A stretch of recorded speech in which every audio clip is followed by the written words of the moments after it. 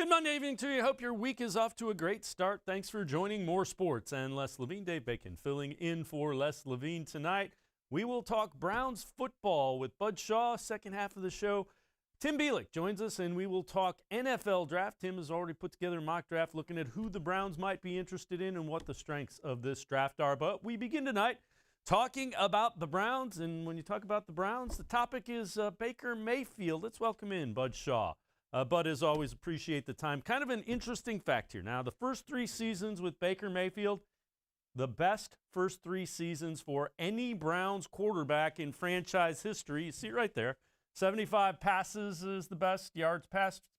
The passer rating is second, completion percentage second, wins 23 second. Probably, Bud, the most impressive thing of that, from my perspective, is the wins just based on where the franchise was when the Browns drafted Baker Mayfield number 1 overall. Yeah, I'm not always willing to judge quarterbacks solely by wins and losses or by how many Super Bowls they win. But in this case, I think we've seen him elevate a team. Now, whether people believe that or not, I'm sure it's up for discussion. But I saw it in his rookie year, Dave, when he came in, almost immediately in that Jets game. There's just a different feel to that team for the rest of the way. We didn't see it much in the second year, granted, but I think I saw it in the third season. And not that they didn't have good pieces around them. That's not what anyone is suggesting. But I think he's a guy that you can trust is going to continue to get better, being in the same system with the same head coach and the same coordinators, or at least the same offensive philosophy. Do you think that second year with Freddie Kitchens and how much that went downhill for him, is that a cautionary tale for him that, I can't let it get back to that? Yeah, and I think it was a combination of a head coach who thought he had arrived and who had thought he had figured things out in this league while never holding the job before, and a quarterback who probably thought the same thing of himself. And I don't think it was a very demanding camp and a demanding head coaching staff. Or coaching staff, I'm sorry, not head coaching staff. And I think he fell into some bad habits because of it. I thought he was heavier in his second year, less accurate, and I think it was a wake-up call. And I don't suspect that there's going to need to be another one. When you look at the Browns with Baker Mayfield, go back a couple of years and think of Carson Wentz, Jared Goff, and I bring this up because Goff was traded. We'll get into that to a minute. But do you remember the outrage that the Browns missed out on Carson Wentz and Jared Goff? And one franchise has traded the quarterback in Goff, and the other, if they could get out from under the contract of Carson Wentz, I think they would. Yeah, I mean, I think that's the cautionary tale that we tend to make up our minds way too early on these guys, both good and bad. Look at what we did to the Paul DePodesta quote, in which he said that he didn't see a top 20 quarterback at the time when they drafted Wentz. He got raked over the coals for that for a couple of years, especially when Wentz looked like he was going to be rookie of the year. And certainly DePodesta looks smarter now because of it. So maybe that's the best approach to take with this, is to look at last year for Baker Mayfield for what it was, a very good step for a young quarterback, and not get too carried away, as I did last week, Dave, I think, when I suggested that maybe they jump in and extend them. I was listening or heard that Ryan Leaf was on a radio show in town here today, 92.3, and was saying exactly what you were saying last week, which was there's not a rush. He's shown some good things. Let's see all of that fall into place again this year. And not that there's a doubt that he'll be any good, but there's probably no rush to sign him up for the next 5 years and get and take on all the cap concerns that come with those kinds of contracts. Yeah, and the flip side of it is if he does in fact perform and you have to pay him, it's money that he earned. It's that extra money buys you the peace of mind that you're making the right decision and that you're not going to be the Rams or the Eagles trying to get out from under what is a bad contract. Yeah, and I think your point last week was that, we don't know where the cap's going to go, but we suspect that it's not going to expand after a season of barely any fans in the stands and the financial challenges that come along with COVID. So yeah, why not wait another year? Certainly pick up the option, and you hope that you're back where you were last year in the playoffs again with a guy who's going to be even better. The other thing is, are you surprised what the Lions were able to get for Matthew Stafford? 2 ones. They got a starting quarterback in Jared Goff, and a third-round pick. I mean, that's a lot. Yeah, I saw that. I was like, is that right? I agree, and I think part of that was because they were willing to take on a really oversized contract in Goff, and I wouldn't have suspected Deshaun Watson, who's signed to a much friendlier deal right now, would be able to get the same talent load back, even though he's a better quarterback, clearly. But yeah, I found that really curious. I think both organizations are, I don't want to say flailing, but I think they both see the grass greener on the other side. Stafford is, I know what the Rams are thinking. The Rams are thinking that Stafford played for a team with a defense that allowed 33 points a game last year. And now they're going to put him on a team with a defense that allowed somewhere near almost half of that. So they think he's a very good veteran quarterback with a great arm, and that they're going to blossom under him. And I think of the two teams, just based on the quarterbacks now, not on the whole trade package, I think the Rams are probably closer to being right about Stafford and how he'll fit there than the Lions are about Jared Goff. And full disclosure here, I was one of the people saying the Browns should have drafted Jared Goff back when he was available. So he hasn't been a bust, but he certainly hasn't been the number one overall pick quality. Does the fact that both Goff and Wentz have gone to Super Bowls in your mind make the pick more palatable, the contract more reasonable? Or, I mean, right now you're looking at pretty average to below average NFL starting quarterbacks. Yeah, and the guy of the two guys, the one that has really shocked me most has been Wentz. I'm from Philly originally, so I probably pay more attention to that team. But that was a guy who looked like he was scared in the pocket last year, who looked like he anticipated hits that weren't there, looked like he lost his total sense of place. Like, where in the pocket was he? Where was the pressure coming from? And I certainly didn't see that after his first year. So, sometimes these guys take beatings, and it's a cumulative thing where they just start looking for hits that aren't coming, or they just kind of lose the whatever that presence is in the pocket. And so I that one really surprised me, because I thought that after the first year that Wentz was going to be one of those guys that we talked about as the top 5 to 8 guys in the league for a long time. All right, let's bring this back full circle. So when you look at Baker Mayfield, they put everything around him. They got the 2 tackles. They got a tight end. You had Odell Beckham Jr. and Jarvis Landry. You had 2 really good running backs. Are you at all concerned that he is a product of a really good offense and not able to elevate? Or have you seen signals that he's a guy that can elevate in addition to, and what in your mind differentiates that? Well, one of the things I think is that we've seen guys that have been game managers, for lack of a better cliche, or they've been pegged that way. And in almost all those cases, those guys don't have the arm to play in the league and make great plays at key times in tight windows. They're very good throwers sometimes. Alex Smith comes to mind, but they're not guys that you want to give the ball to and say, you had a minute left, take us down the field and win this thing. So I've seen enough of Mayfield's arm to think that he's not going to fall into that category. And I've seen enough of his, I don't want to say grace under pressure, because sometimes he looks like he's running around with his head chopped off, but his performance under pressure, I think, is also another reason why I would feel strongly that he's going to continue to get better, and he's going to be a guy who can elevate a team. Listen, if the Chiefs had gotten, had punted that ball at the end, and we don't know what would have happened. Clearly, we don't.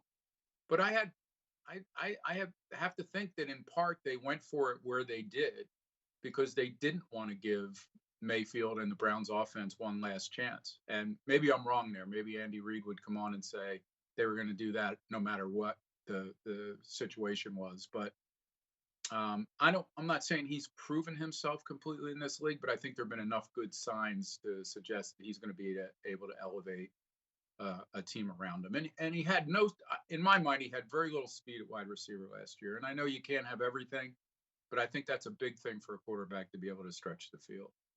What about the way the team responds to him? I think it's fairly positive, and I think it got better during last year, Dave. I thought it was good in that last 5-game cameo in his rookie year. I even talking, I was around the team a lot more then than I was. Obviously, I wasn't around the team this year, and I know what they were saying, and I know some of the guys who were saying it, so I believe them that they really felt like, he gave them that kind of lift when he came in. So, again, it's not all going to be, a straight incline up to the Canton induction, but there's probably going to be some hits and misses and some backtracking. But I think they feel that they've got the guy that they can build around for the next 6, 7, 8 years. Bud Shaw and I are going to step aside, take a quick timeout. On the other side of the break, just how far are the Browns from reaching the Super Bowl? We'll take a look at some national opinions about that. We'll also see what areas the Browns need to improve to get there. More sports and Les Levine. We'll be right back. Stay with us.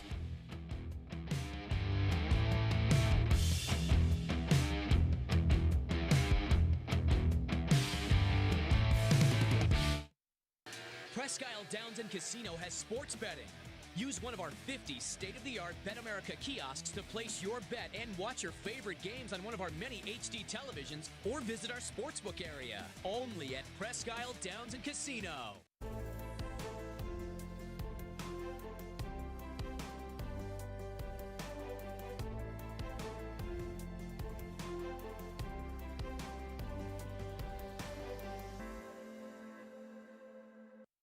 Do you like Ohio State football? Would you like to get information from me, Doug Lesmerises, about Ohio State football without having to look at my face? We have got the plan for you. Become an Ohio State text subscriber through cleveland.com. You send a text, 614-350-3315. What do you get? 2, 3, 4 texts right in your phone every day about Ohio State football. Inside information, polls, voting, all kinds of things. You can be on our podcast. We take text subscriber questions on our Buckeye Talk podcast every week. If you really want to be involved with Ohio State football, in season or out of season, become an Ohio State text subscriber from cleveland.com. Send a text to 614-350-3315. 14-day free trial. What do you have to lose? $3.99 a month after that. 614-350-3315. I'll see you in your phone. Tri-C is here for you. Now more than ever, you need a post-secondary education. So I encourage you to start your journey here at Tri-C. The majority of fall classes will take place online, but we've added a variety of formats to meet your learning needs, and we've taken many steps to keep you safe on campus. Whether you're ready to get started or your 4-year plans have changed, Tri-C is where futures begin. The Ohio Lottery Partners in Education program recognizes role model students and teachers from across Ohio. Nominations can now be done completely online. To nominate a deserving teacher or student, go to ohiolottery.com. In the About section, find Partners in Education. There you will find links to the nomination forms. Students kindergarten through 12th grade can be academic all-stars. Teachers can be honored as a Teacher of the Month. The Ohio Lottery Partners in Education, where stars shine.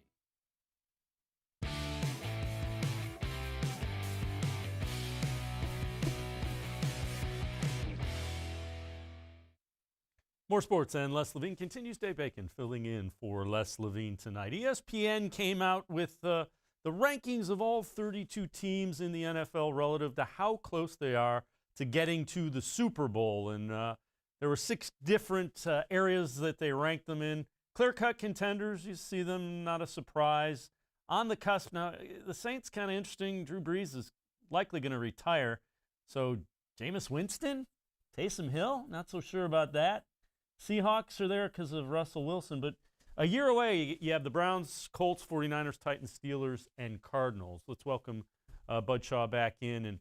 And Bud, when you looked at what they said about that, it was basically the defense. So how close do you think the Browns are to being legitimate Super Bowl contenders, and what do they need to get there? Well, I think it's a fair category to put them in. When I first looked at it, I thought maybe they belonged to be kicked. Maybe they deserve to be kicked up a category on the cusp. Until I see what they do defensively, Dave, how they improve this team, how they replace Olivier Vernon, what they do to make life easier for Myles Garrett. Both of those questions probably have the same answer. I'm not, and see some of those guys in the secondary come back, Delpit, Greedy Williams. It's hard to project this as a Super Bowl defense. I know people like to say, and I heard Browns fans saying it on Twitter the day the Ravens lost. They said the Browns are the last team standing in the AFC North. Well, yeah and no. I mean, part of that was the quirk of the schedule. If the Browns had played and the Ravens played on the same day, then they both would have gone out on the same day. So I think you look at the Steelers defense, you look at the Ravens defense, you look at Buffalo's defense, and you may give them all an edge over the Browns right now. But I don't think they're far. Maybe they're, in past years, I'd say they're a year away from being a year away. This time, I'd say I think they're a year away from being on the cusp. Now, Doug Maurice was on and made the case that they are the 3rd best team in the NFL. Yeah. Yeah, okay. I never agree with Doug on most of anything. So, and I'm sure he'd be laughing right now if he heard me say that.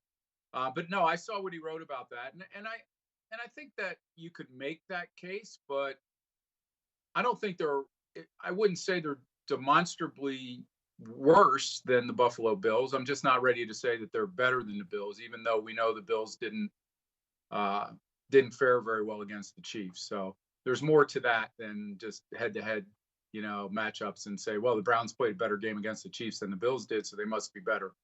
But yeah, I don't think they're far off from that second 5. Let's just say that. That's where I would put them in. I'd still put them in the second 5. Okay, let's position it this way. If Andrew Berry is able to address the defense in a similar fashion to what he did on the offensive side of the ball a year ago through free agency and the draft, then what are your thoughts there? Yeah, sure. Then I think they take a big step. But as we found out in this era of the salary cap, teams are almost never able to do the same thing on defense or on one side of the ball that they've done on the other side of the ball.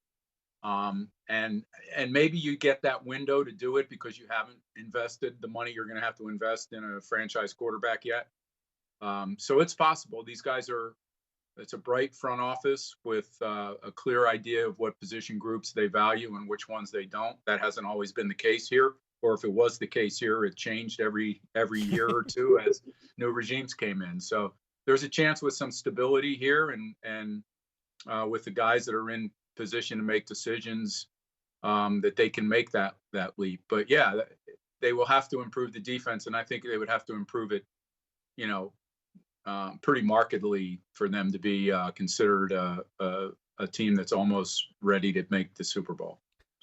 When you say the front office kind of has an idea of the value of position groups, are you coming out and saying they don't really value the linebacking core? Is that kind of where you're going with this? No, I think that's true, and I think that's also true of other organizations in the league right now. I just think they see and they probably have the numbers and to back it up, but they see the 2 most important things being able to get after the quarterback without blitzing, if at all possible, make life miserable for the quarterback with your 4 down linemen, and build the back of that secondary up with cover guys that are sticky, And I think that's what this organization still wants to do, and I think that's why it's really important that they beef up that defensive line and be able to get another pass rushing end that does make life miserable for quarterbacks without having to bring the house to do it. We're going to take a phone call. Let's welcome in Devin from Concord. Devin, appreciate the call. What's on your mind tonight, Devin? What's going on, guys? Hey, Devin. Hey, first I just want to say prayers out for Les. God love the guy. Hope he's doing well, Yep. And prayers for Les. Hope everything's going good over there. Thanks, Devin. Yeah. Hey, Kev, are you from Cleveland? Yes. Yes, I am. Cleveland High. You've lived through the misery and all that good stuff, right? So absolutely. What's your opinion on this Deshaun Watson talk? I understand it. I think the price is going to be prohibitive to get him. I think you're going to have to give up. From what they've said, they want a couple of number ones. They want a defensive star. I think he's an upgrade over Baker. I don't know how big of an upgrade, but I would certainly explore the talk just based on what Bud and I were talking about earlier in the show. Where is he Carson Wentz? Is he Jared Goff, or is he more of a big-time franchise quarterback? Bud, what are your thoughts?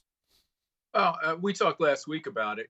I'd certainly, I would listen to it, but I don't.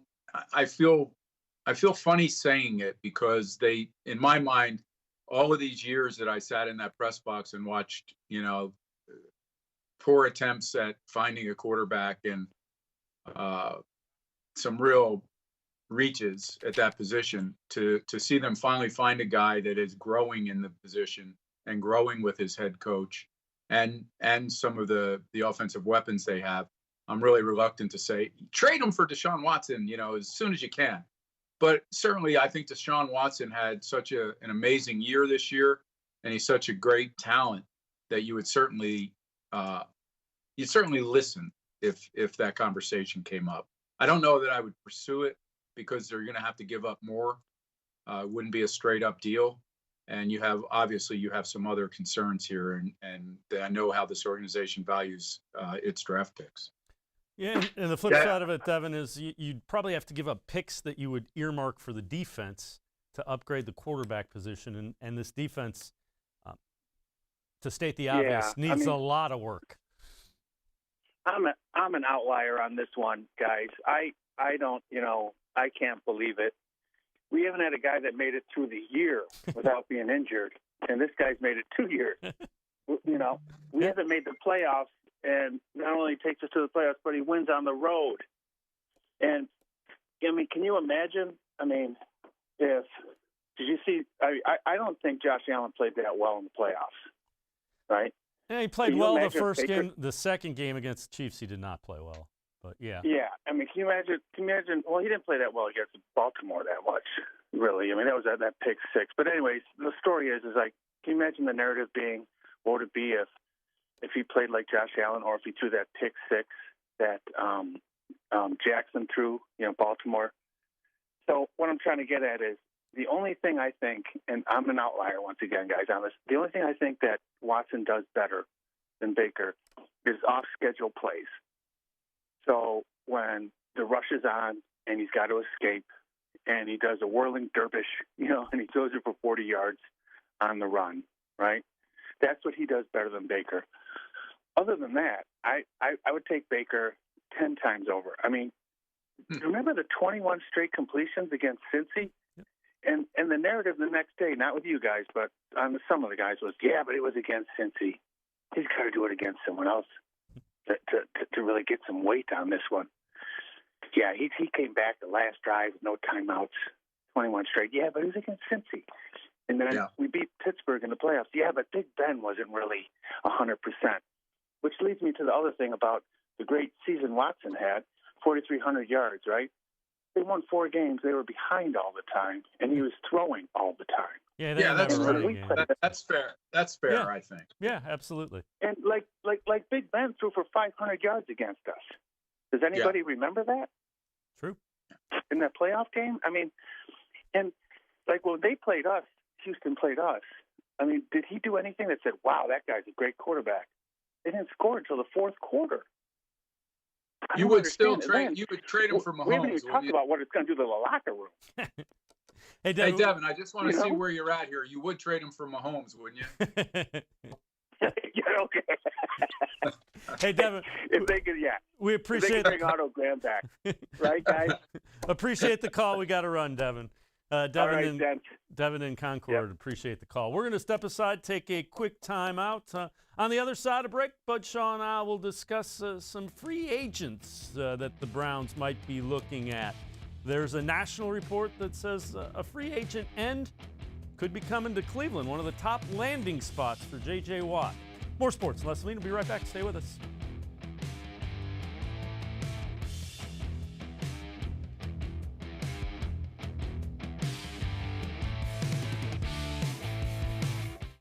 A friend of mine brought up Nature Stone. Our floor was not a nice garage floor. It was cracked and dirty and messy all the time, and now it's just pretty. It's a pretty garage floor. You could tell they really cared about what they were doing. They did an excellent job. There's a room of lovely people here that have been so nice to us and so great, and such great service from the guys who did the floor, and we just really appreciate that. And I highly recommend it. Schedule your free cost estimate today at naturestone.com. It's not just a floor. Wow, it's Nature Stone. There are tastes we remember. Every smell brings the happiness of times gone by. Experience this every time you walk into Gallucci's Italian Foods. Whether you need lunch on the go, a catered party, or that perfect blend of wine, meats, and cheeses, Gallucci's has exactly what you're looking for. Straight from Mama's Kitchen for old world traditions or original experiences. From the tastes you remember to new flavors you'll never forget. Gallucci's is a tasty branch of your family tree. When it comes to selling you a mattress, most retailers are handing you a long line of extra steps that drive up costs and create confusion. At the Original Mattress Factory, we simplify the mattress shopping experience by building mattresses and box springs in our own local factories and selling them direct to you. It's short, sweet, and simply makes sense. So experience more than just the mattress store. Experience an original, the Original Mattress Factory.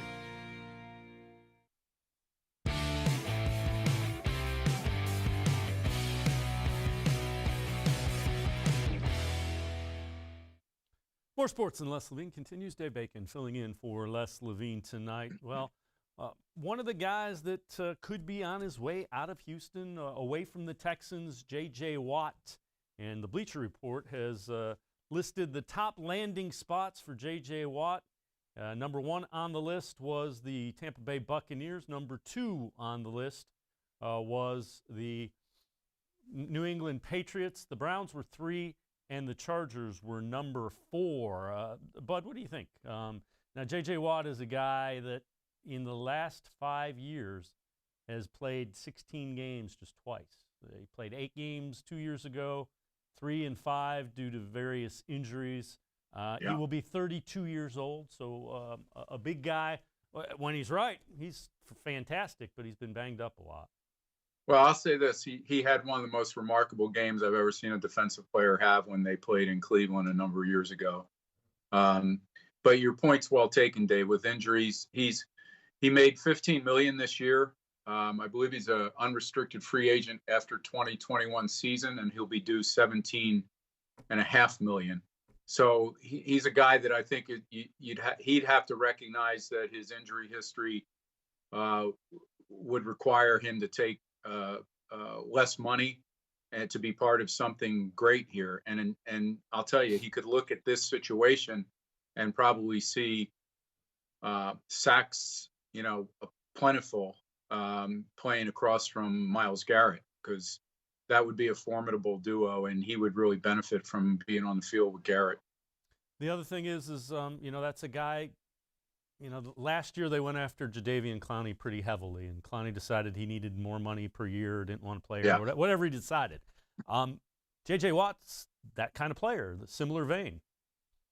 Yeah, I think so too, and I, it would scare you with that kind of money, given that he hasn't been able to stay on the field. But if the money was made a little more palatable, and I were the Browns, I would try to find a way to make that happen for sure. Because that, again, what they want to do defensively is, not that every team doesn't want to do this. Every team would love to bring enough pressure with their 4 down linemen that they don't have to bring other people. But certainly this defense is built around that and around the back of the secondary. And the pass rush this year wasn't much to talk about. Let's take a phone call. Jack in Erie. Jack, appreciate the call. What's on your mind tonight, Jack? Thanks for taking the call. And Bud, you hit on it a little bit. I'm not real familiar with the different salary structures in the NFL. I know you can do this in the NBA, but I have a question for you guys, and then I have another one.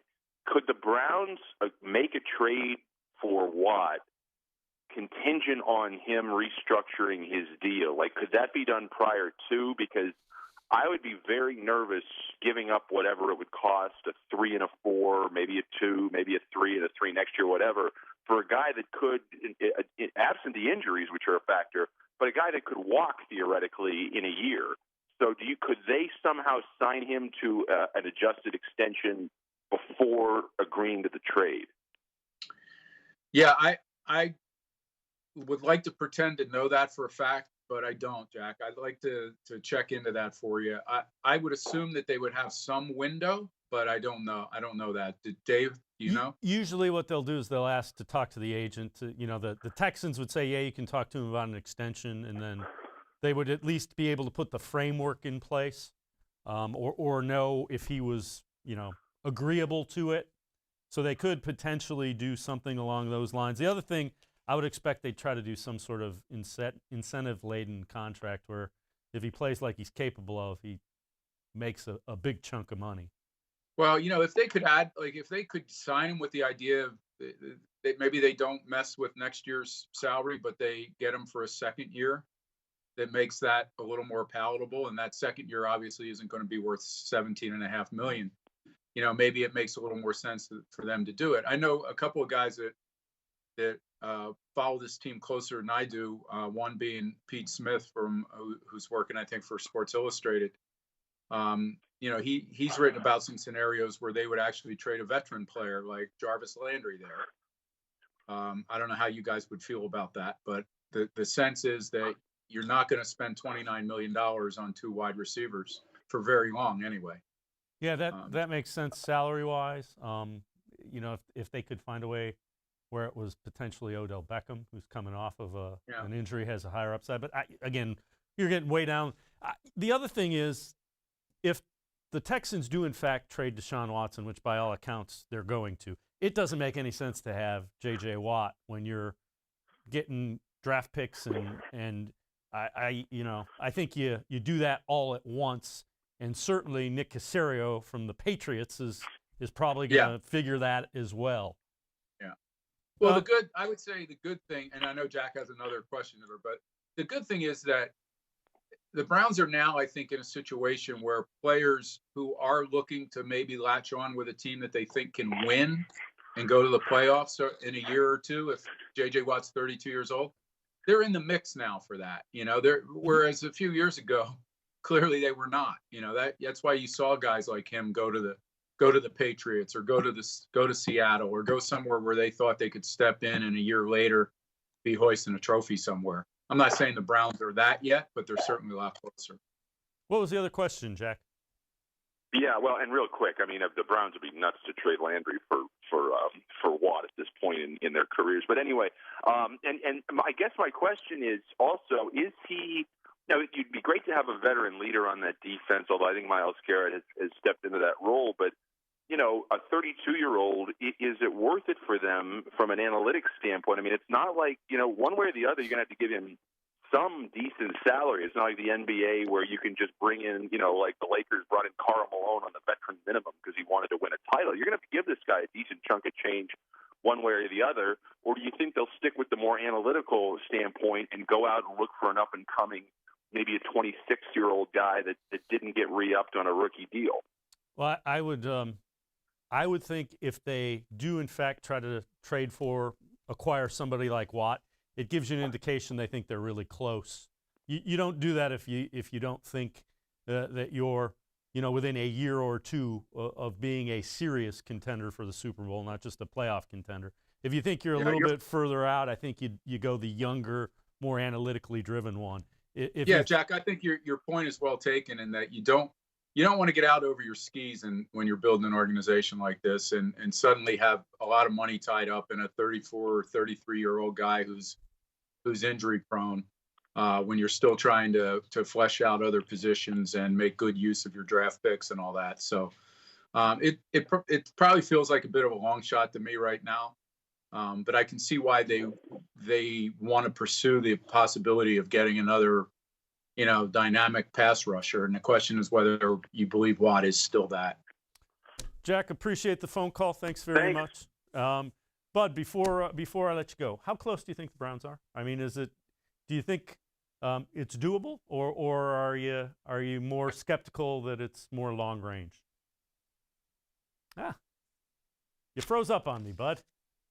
All right, we're going to step aside, take a quick time out. On the other side of the break, Tim Bielik will join us. We'll talk NFL draft. Tim's put together a mock draft. We'll talk about what this year's draft class looks like, as well as who the Browns might be looking at in the first round of the NFL draft. More sports, and Les Levine will be right back.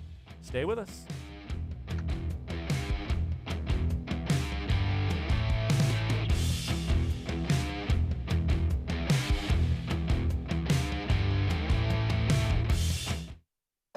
We're living in uncertain times, but you don't have to put your future on hold. At Tri-C, you can move ahead while staying safe and saving money. The majority of fall classes will take place online, but we've added a variety of formats to meet your learning needs, and we've taken many steps to keep you safe on campus. Whether you're ready to get started or your four-year plans have changed, check out Tri-C's programs and resources, because Tri-C is where futures begin. Well, hello, everyone. Let me tell you a little bit about Browns Football Insider. For only $3.99 a month, you can get text sent right to your phone each day from me, Dan Lobby, Scott Pasco, and Ellis Williams. In addition to that, you'll receive a Football Insider newsletter every day with special things from us, things that you won't see anywhere else on the site. You'll get breaking news, analysis, features, film breakdown, and things like that. Texting us directly gives you a great chance to cut through the clutter of Facebook, Twitter, other social media, and avoid the trolls. Also, it's the only way to get your questions on the Orange and Brown Talk podcast. So why should you sign up? Try a 14-day free trial. You can cancel at any time. All it takes is one text, but you won't want to cancel. We have hundreds of subscribers join us over the last year. They love it and have stayed with us. We're seeing the Football Insider community grow every week. And it's only $3.99 a month, which is less than 14 cents a day. What I like most about Football Insider is the opportunity to connect with you one-on-one and really communicate with you. So how can you become a Football Insider? You can click on cleveland.com/Browns, the blue banner at the top of the page. Or easier yet, text me at 216-208-3965. Again, that's 216-208-3965. It takes attention to detail. With your local Bryant dealer, you're getting more than just a technician. You're getting someone who pays attention to your needs and the little things that make a big difference. It takes a dealer you can rely on. And to keep your family warm this winter, here, let me show you how this works. It takes Bryant. Bryant. Whatever it takes. And to keep your family comfortable, it takes Smiley One Heating and Cooling. Find them at smiley1.com.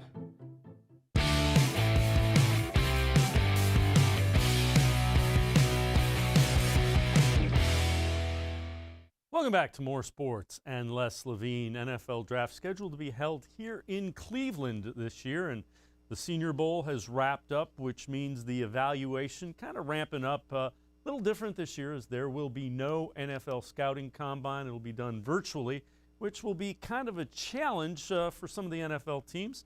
Tim Bielik from cleveland.com has started putting things together. Tim, when you look at the draft this year, the draft as a whole, what are some positions you think are some strengths and maybe some that are a little thinner than you would like?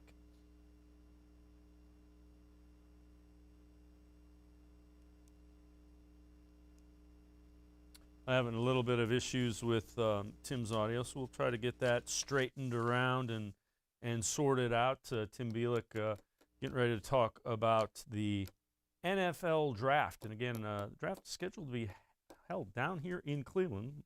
See if that holds out in the spring as the Browns will host the draft. Again, mentioned no scouting combine, so a lot of the interviews and those kind of things that are done during that week of what was in Indianapolis will have to be done virtually this season.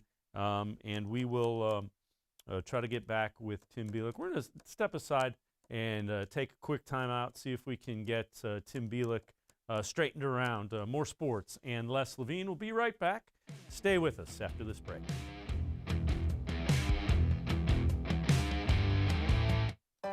We're living in uncertain times, but you don't have to put your future on hold. At Tri-C, you can move ahead while staying safe and saving money.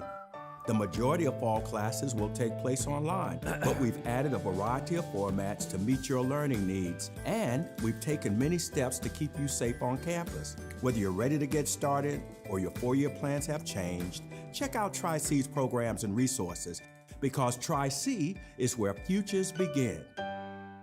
Well, hello, everyone. Let me tell you a little bit about Browns Football Insider. For only $3.99 a month, you can get text sent right to your phone each day from me, Dan Lobby, Scott Pasco, and Ellis Williams. In addition to that, you'll receive a Football Insider newsletter every day with special things from us, things that you won't see anywhere else on the site. You'll get breaking news, analysis, features, film breakdown, and things like that. Texting us directly gives you a great chance to cut through the clutter of Facebook, Twitter, other social media, and avoid the trolls. Also, it's the only way to get your questions on the Orange and Brown Talk podcast. So why should you sign up? Try a 14-day free trial. You can cancel at any time. All it takes is one text, but you won't want to cancel. We have hundreds of subscribers join us over the last year. They love it and have stayed with us. We're seeing the Football Insider community grow every week. And it's only $3.99 a month, which is less than 14 cents a day. What I like most about Football Insider is the opportunity to connect with you one-on-one and really communicate with you. So how can you become a Football Insider? You can click on cleveland.com/Browns, the blue banner at the top of the page. Or easier yet, text me at 216-208-3965. Again, that's 216-208-3965. It takes attention to detail. With your local Bryant dealer, you're getting more than just a technician. You're getting someone who pays attention to your needs and the little things that make a big difference. It takes a dealer you can rely on. And to keep your family warm this winter, Here, let me show you how this works. it takes Bryant. Bryant. Whatever it takes. And to keep your family comfortable, it takes Smiley One Heating and Cooling. Find them at smiley1.com.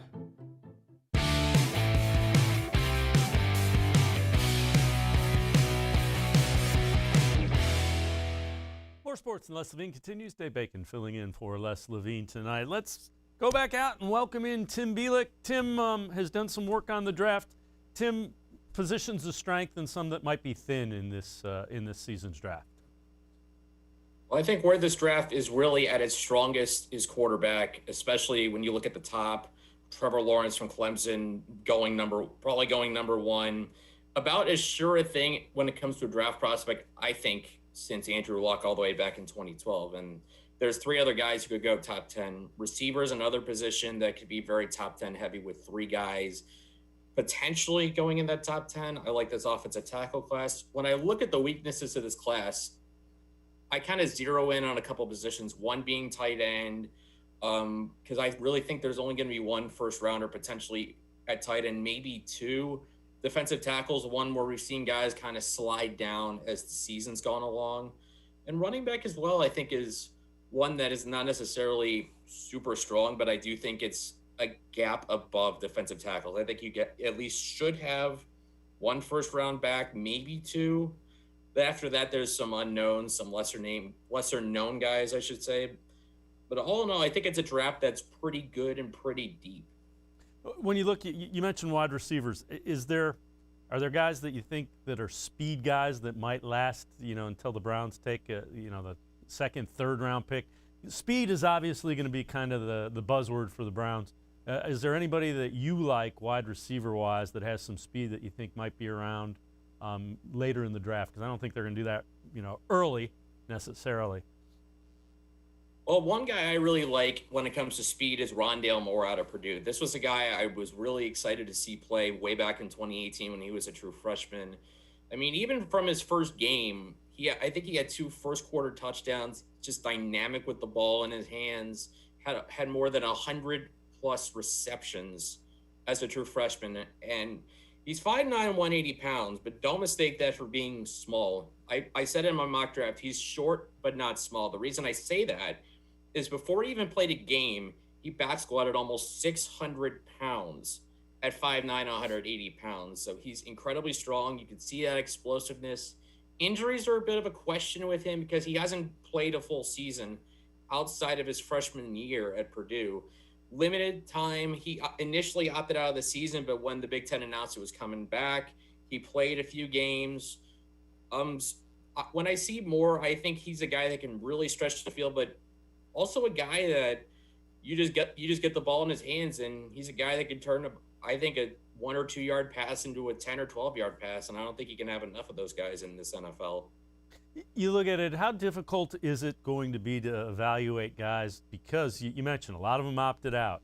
There wasn't the normal, 10-game schedule for everybody. It was compressed. You weren't playing the normal things. You're not going to have the normal combine. How difficult do you think evaluating these guys will be this year for the NFL teams? Well, it's going to be obviously difficult because with no NFL combine, you're not necessarily getting true measurables. You're not getting the players working out on the field at Lucas Oil Stadium. You're not getting those things that you normally get. But I do think what helps this class is that there was a season. And I know there were guys like Jamar Chase from LSU or Micah Parsons from Penn State who opted out, didn't play in the season. And that's okay for them. They're pretty much top 10 picks. I mean, I think Jamar Chase is certainly in the discussion to be the number 1 receiver, even though Devontae Smith from Alabama had quite the season in 2020. I mean, he won the Heisman for a reason. Micah Parsons, he didn't play, but he's a guy that I think is still solidly the number 1 linebacker in this class. But the fact that we got games, even any games, let alone getting a full season, getting us all the way to a national championship, certainly helps. I remember writing a mock draft of what it would be like this was back in August, if there was no season in 2020. Thankfully, we were able to get one. We got a lot of players that really rose up throughout the season that benefited from playing, that probably would not have been first rounders or even draftable guys had they not played this year. Let's talk about the Browns. Who'd you mock to the Browns at 26 in your mock draft? Your first one, I know there'll be more, but who'd you have, and what do you like about the guy that you chose for the Browns?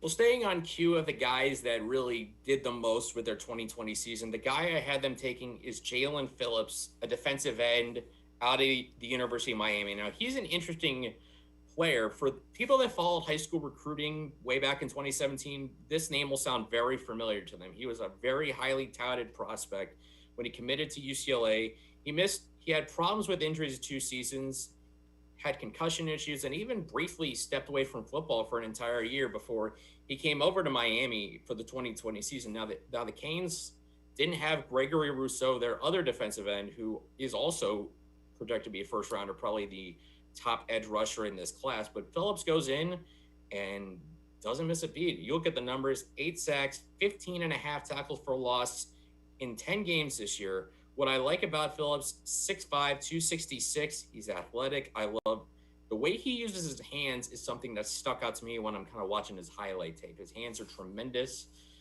And I know there's injury questions, those things like that, but when you're getting into the 20s, there's no such thing as a sure prospect. You kind of have to weigh those things, whether the positives kind of outweigh the negatives. And in this case with Phillips, I really believe he's got a lot of the tools that as time goes on, if he stays healthy, he's got a chance to be a pretty good defensive end in this league. You look at, you mentioned it, how much do you think he helped his draft status by what he did this year? Tremendously. I mean, I can't imagine there were a lot of people, like I said, outside of the diehards that were following this that thought Jalen Phillips was going to do anything, that he was going to be drafted or whatever. But, you know, the fact that he played, that he showed out, and that Miami was also one of the surprises of college football. They were one of the better teams throughout the season. They were one of the surprises about the first month to a month and a half in the season, and Phillips had a lot to do with that. So him playing well and Miami being in the national spotlight, that's stuff that takes you from being a guy that people have never heard of by and large to being a guy who could certainly be a first-round pick.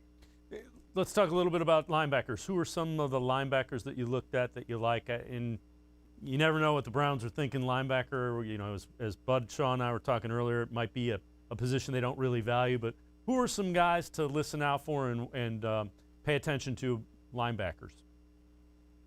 Well, the guy that might be just outside of the range for the Browns is Jeremiah Owusu-Koramoah out of Notre Dame. Now, he's a bit smaller for a linebacker, about 6'1", about 215 pounds, but don't let the size fool you. I think he's a good fit for kind of that modern linebacker safety hybrid of player. And all you need to really know about him, all you need to watch is the first Notre Dame Clemson game when he has when there's a pitch to Travis Etienne, the running back for Clemson, who I also have as a first-round pick. It goes off his hands. Owusu-Koramoah is blitzing, and he grabs the ball right in full stride and scores a touchdown. This guy's just plain and simple a playmaker. And you look at the numbers, 1.5 sacks, 11 tackles for loss, 3 forced fumbles, an interception, and a fumble recovery. All this guy does is make impactful plays, and I think as much as the Browns don't value linebacker, maybe as much as other teams do, if he's there, if he somehow makes it to 26, I would have a hard time turning that down. Okay, they tell me I can't say his name, so say his name one more time. And the other thing that you say, you know, if he's a hybrid safety, that might light up the Browns' eyes too. Yeah, his name is Jeremiah Owusu-Koramoah. All right, well, we will remember that. Let's talk a little bit about safeties, cornerbacks, some guys that you like back there that you know could catch the Browns' eye. Well, safety intrigues me because I have a series coming out starting tomorrow morning, when I'm gonna rank each position in terms of strength and depth in this class. Safety's not going to be towards the top, but really only because I don't know if there's going to be a first-round pick in this group. But what I think makes this group stand out, there are a lot of quality safeties I think will be available in day 2. A guy that sticks out to me, Trevon Merrick out of TCU. I think he's your prototypical center field deep safety that kind of complements what they have with Ronnie Harrison. And if they want to go with a 3 safety look, which it sounds like Joe Woods really wants to do, this is a guy that can do a lot of those things. He's great in coverage. Just a really talented guy that when you look at TCU, they've obviously produced some very good defensive backs. Other guys I like, if you're looking for more of the physical type, Harris Ford from Pitt is your guy. When you watch the tape, he absolutely just hits people. He's a physical safety, comes down on the box, can make those kind of plays, and also handle coverage, pretty good in coverage as well. Getting better in coverage as we go in time, but I think there's a lot to like about him. Corner is going to be interesting because I look at this draft class. There's obviously 3 good corners in this group that are going to go really high in this draft. Pat Surtain of Alabama, Caleb Farley of Virginia Tech, and J.C. Horn of South Carolina. After that, it does drop off a bit. I mean, they are going to probably need to address corner.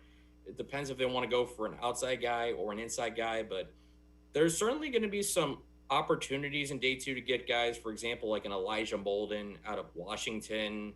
If you're looking strictly slot corner, Sean Wade of Ohio State might not be a bad bet. There's there's a lot of options out there for sure. It's a corner class where I think we'll see in the next few months who kind of separates himself in that second tier, because there's a lot of guys to me that seem like they can be in that group, and just kind of waiting to see who really emerges. You mentioned the strength of the quarterback class. Where do you see Justin Fields falling into that? That's a guy I know you've seen quite a bit of. What is your perception of where you think he may end up in those? You mentioned there might be 4 quarterbacks in the top 10. Where do you think Justin Fields ends up? I have him going second in my mock to the Jets. And I know the interesting thing is there's always that one player that seems like for whatever reason he's getting undervalued. And maybe Justin Fields is that guy this year, because we know who number 1 is. I don't think there's any doubt about that. We've probably known since September that Trevor Lawrence was going number 1. But now with the way Zach Wilson of BYU's been playing, now we have a legitimate discussion about who number 2 is. And as good as Justin Fields is, we've seen it for 2 years. I think there's got to be a little doubt, the way he struggled against Indiana and Northwestern, and to an extent how he struggled against Alabama, that kind of hurt him a little bit. Wilson's an interesting case because he was absolutely tremendous in 2020. I'm just looking at his numbers. Completed more than 73% of his passes, 3,692 yards, 33 touchdowns, 3 interceptions. I actually had him in my mock going 4th to the Falcons. So I think they could probably take a quarterback and start kind of rebuilding. With Wilson, he's a dual threat like Justin Fields, maybe not as athletic as Justin Fields, but certainly has the prototype ability to move.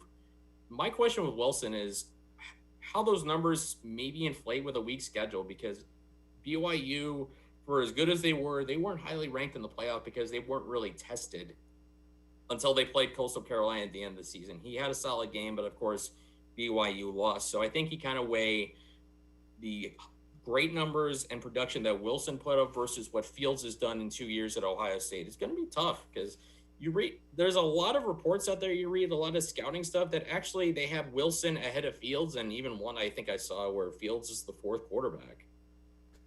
Tim Bielik, as always, appreciate the time and the insight. I'm sure we'll be checking back in with you more and more as the draft season gets more and more upon us and we start talking about that NFL draft. Tim Bielik, as always, appreciate the time. Thanks very much.